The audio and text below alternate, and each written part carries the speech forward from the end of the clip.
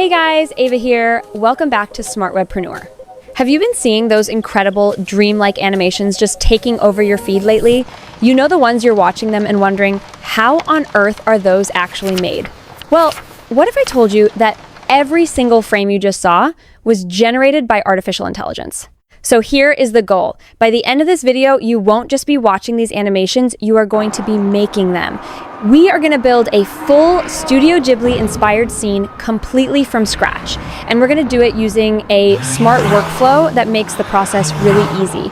And honestly, you don't need any animation experience, you don't need to be an artist, and you definitely don't need a Hollywood budget. So let's dive in. Okay, so before we even touch the tools, we need to pause for a second. We really need to wrap our heads around what actually makes that Ghibli style so incredibly magical. Because here's the thing, it is so much more than just an anime look. It's a whole vibe. It's built on these specific emotional and visual pillars, and honestly, getting this right is the secret sauce if you want your animations to feel authentic. Now, let's clear the air on something right off the bat. There isn't actually just one single Studio Ghibli style. Think about it. The look of My Neighbor Totoro is totally different from something like Spirited Away or Howl's Moving Castle. But even with those differences, there are definitely common threads that we can pull on when we're crafting our AI prompts. The style is famous for that enchanting, hand-drawn feel. There's a huge emphasis on lush, super detailed backgrounds. I want you to picture those beautiful watercolor-style landscapes. Ancient forests, wide sunny fields, and those cozy towns that look like people actually live there. In this style, nature isn't just a backdrop sitting behind the action. It's basically a living, breathing character on its own. Then you've got the colors. The palettes are usually soft but still vibrant, and they use natural light to create this specific feeling of warmth, nostalgia, and maybe even a little bit of melancholy. You know what I mean? It's that golden sunlight filtering through the leaves, or the soft glow of lanterns at dusk, or those deep, moody blues you see in the rainy scenes. And let's talk about the characters. The designs are often pretty simple, but they are incredibly expressive. They move with this certain weight and fluidity. It's the little things, like the gentle bounce in their walk, or just the way their hair flows in the wind. These are the specific details we can essentially whisper to the AI to make our animations feel way more believable. Finally, it all comes down to the atmosphere. Ghibli films are absolute masters of something called ma. It's a Japanese concept regarding empty space or quiet pauses. These are those moments of total stillness. Maybe a character is just staring out a window, or you see the wind rustling the grass, or rain falling on a pond. These quiet beats, that's what makes the world feel real and totally immersive. So, if we want to actually capture this vibe, our prompts can't just be something simple like a girl in a forest. They need to be evocative. They need to be detailed. You want to aim for something like this? A whimsical Ghibli-style animation of a young girl with flowing brown hair walking through a lush ancient forest at golden hour. Sunlight streams through the dense canopy, illuminating floating dust motes and magical sprites. Soft, painterly watercolor style, serene and wondrous atmosphere. See the difference? Understanding these elements is basically your first step to becoming a director. You aren't just telling the AI what to create, you are telling it how to make us feel. Now, our journey starts by creating the foundational artwork. And honestly, this is where most people get totally stuck. Why? Because they go out and use these random generators, and guess what? They get random results. We aren't doing that. We are going to use a tool called Nano Banana.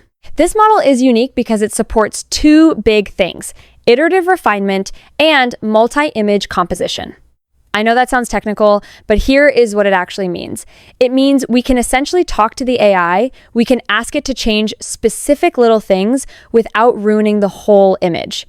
And crucially, we can use reference images to make sure our character actually keeps looking like herself throughout the process. First things first, we need to design our star. Let's call her Ilara. Now, instead of trying to drop her into a crazy complex scene right away, we are going to generate a super clean character reference first. By the way, quick heads up here. You can actually use Nano Banana right inside of your Gemini interface, but just know that it will usually have a watermark in the corner. If you don't want the watermark, you can use a tool like OpenArt. I will make sure to leave the link below to all the tools I mention in this video. For right now, I am using Nano Banana through Google Flow. So I'll open up the Nano Banana tool and I'm going to type in this exact prompt. A young girl has long, wavy chestnut hair tied back with a simple blue ribbon. She is wearing a rustic linen dress and carrying a small leather satchel. Expressive, curious eyes. Studio Ghibli style, flat colors, white background. The model generates an image. Now, pay attention, because this is where Nano Banana really shines. Let's say the ribbon is a little too dark. In other tools, you'd basically have to re-roll the dice and just hope for the best. But with Nano Banana, I can simply reply to the image and say, make the ribbon a lighter sky blue. And it actually edits the existing image. This creates our master reference. You need to save this image. This is the DNA of your entire video. All right, moving on to phase 2, building the world. So now we need a background. Personally, I want a bustling village market, but here's the trick. I want it empty for a moment so I can really establish the scene first. So I'm going to type this in. An enchanting village market nestled in a green valley, Studio Ghibli style. Whimsical cottages with thatched roofs, cobblestone paths, stalls filled with colorful fruits. Lush, watercolor, landscape painting, soft morning light. Once I get a background I absolutely love, I'm going to save that too. Now for phase 3, the composition, or what I call the consistency hack. This right here is the absolute game changer. We need to put Alara into that market, but we need to do it without her face morphing into a completely different person. So, using Nano Banana's multi-image capability, I'm going to upload 2 specific things. First, the master reference of Alara that we made back in phase 1. And second, the market background we just made in phase 2. Then, my prompt is going to be, compose an image using these references. Place the character Alara walking through the market background. Keep the art style consistent with Studio Ghibli. Soft shadows, high fidelity. And here is why this works. Because Nano Banana understands context and style transfer, it doesn't just paste a sticker of her onto the background. It literally repaints her into the scene. It adjusts the lighting on her dress to match that soft morning sun of the market. But at the same time, it keeps her features, that chestnut hair, that specific blue ribbon, totally consistent with the reference. All right, now we're moving into phase 4, iterative variations. So at this point, we need an actual sequence. We need a close-up and maybe a specific shot of her looking up at a clock tower. For the close-up, I'm going to upload that master reference again, and I'll type this. A close-up cinematic shot of this character looking up in wonder. Studio Ghibli style, tears of joy in her eyes, soft bokeh background of a village. Now, pay attention here. If the eyes don't look quite right, I don't restart. I don't go back to square one. I just simply tell Nano Banana, make her eyes slightly wider and add a reflection of a clock tower in them. See? This conversational back and forth, it allows you to basically act like an art director. You are literally sculpting the image until it is perfect. For a simple 30-second video, you're going to want to generate around 5 to 10 of these core images using this exact reference plus prompt workflow. This is what ensures that Alara is always Alara, and the village always feels like the same village. All right, so now that we have our beautiful, consistent, static worlds, it's time for the magic part, making them actually move. For this step, we are turning to an incredibly powerful AI video generator called Kling AI. Now, here is the deal. You can directly access this tool at klingai.com, or you can use a tool aggregator like OpenArt, where Kling is just one of the many tools available for video and image generation.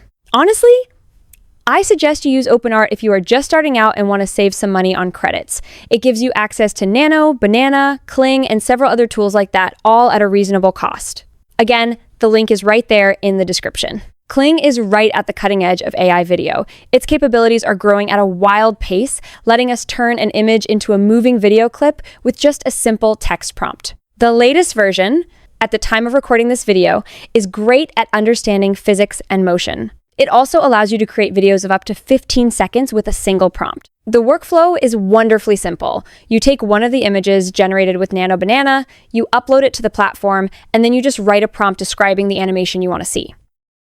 Okay, let me just log into my Kling account here, and let's click Generate. As you can see right there, I'm on the absolute latest model, which is Kling 3.0. So let's take that composite image of Alara in the market that we just made. I'm going to upload it, and I'm going to use a prompt that looks like this. Animate this image in a Studio Ghibli style. The girl walks forward with a gentle bouncing gait. Her hair and dress sway softly with her movement. People in the background move subtly. A few leaves drift through the air. Slow, gentle camera. Pan to the right, following her. Do you see the detail there? I'm not just saying make her walk. I'm specifically telling it the feel of the walk. That gentle, bouncing gait. I'm describing the secondary motion, how her hair and dress sway. I'm talking about the background action with the people moving subtly and even the camera movement itself. That level of control, that is exactly what turns a simple animation into something cinematic. Now, here is something cool. With Kling 3.0, you actually have a multi-shot feature. Basically, you have two choices. You can either allow Kling to automatically decide the shot composition and transitions for you, or you can take full control using the custom multi-shot option. That lets you manually define your camera angles, your shot types, and all those other creative details to really match your vision. But for this demonstration, I'm going to let Kling handle the shot selection automatically. You also have the flexibility to choose both your video duration and the output resolution. Like I mentioned earlier, videos can be generated for up to 15 seconds. And for resolution, you can pick between 720p and 1080p. Plus, Kling offers a native audio option. This basically allows the system to generate synchronized audio right along with your video. It makes the final output feel way more complete and immersive. Now, it's important to note that your credit usage is going to vary depending on the settings you choose. So, for this example, I'm selecting 1080p resolution, a 15-second duration, and I'm enabling native audio. That setup is going to cost 180 credits. But if you were to keep all those settings exactly the same, but just switch that resolution down to 720p, the cost drops to 135 credits instead. And then hit generate. Okay, pause. This is a really important point. You need to understand that AI video generation works in short bursts. You can't make a full 10-minute film in one go. AI just isn't capable of that yet. You are creating a series of short 5 to 15-second clips. Think of it just like a real filmmaker shooting a movie, scene by scene. So, for our story, I'm just going to repeat this exact process for each of our key images. Take the village shot, for example. I'll say, animate this image. A gentle breeze rustles the trees and the smoke from the chimneys. The river flows slowly. A few birds fly across the sky. Slow zoom in. Then, for the clock tower shot, I'm going to use this, animate this image. Girl looks up at the clock tower in wonder. The hands on the clock are slowly turning. A magical glow emanates from the clock face. Camera slowly tilts up from her face to the tower. 8-second clip. I'm going to generate several clips here, essentially creating a library of movements and moments. Now, listen. You do not need fancy, expensive editing software to put all this together. Free and accessible tools like CapCut, the free version of DaVinci Resolve, or user-friendly editors like Filmora are more than powerful enough to do this. So, after you've assembled the clips, added your transitions, layered in your music, and made your final tweaks, you go ahead and render the final video. And just like that, you did it. You have effectively created a beautiful, enchanting Ghibli-style animation. Now, let's take a second to watch the final piece we just put together.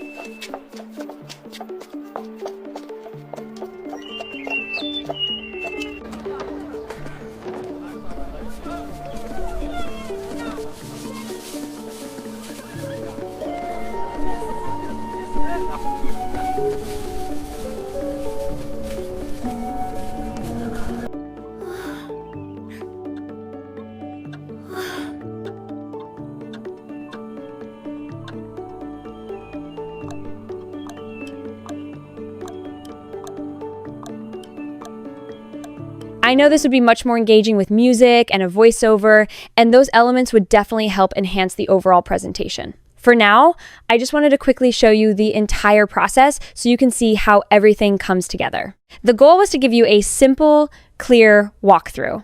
So, there you have it. That is the whole process broken down into just 3 simple steps. The only thing limiting you now is your own creativity. And I'm so excited to see what you all create with this. Now, if you found this tutorial helpful, and if you want to dive even deeper into AI creativity, make sure to like this video and subscribe to the channel. Thank you so much for watching. I will see you in the next one.